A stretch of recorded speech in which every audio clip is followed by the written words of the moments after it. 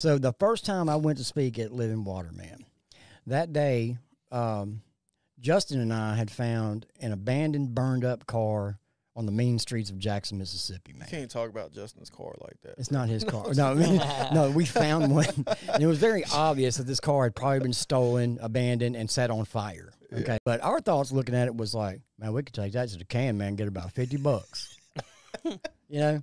So we hatched us a plan to load this thing up on the trailer. It had no wheels. It was just a shell, dude. It still had the motor and transmission on it, so there wasn't just no picking this thing up, man. So we show up at about 10 o'clock in the morning to get this. And I knew I was scheduled to speak that night all the way in Vicksburg. This is dead of winter, okay? I mean, it's cold. Yeah.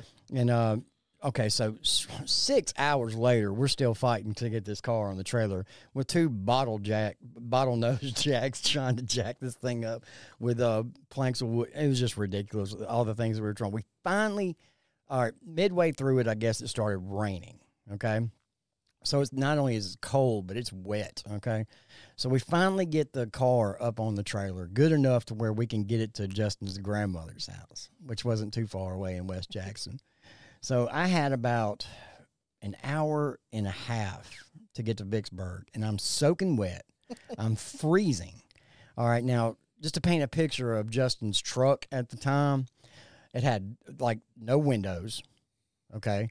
So the windows didn't roll up and down. The doors didn't open. You had to crawl in and out of this thing, Dukes of Hazzard style. Okay, Amen. So I'm soaking wet and have to ride 45 minutes in the evening time, temperature dropping, and I'm wet and cold all the way to Vicksburg. By the time I get to Living Water, dude, I am a frozen popsicle and I'm ready to die. So I crawl out of the window, frozen solid. So I'm in my late 40s, so my joints are all kind of stove up trying to crawl out of this truck, man.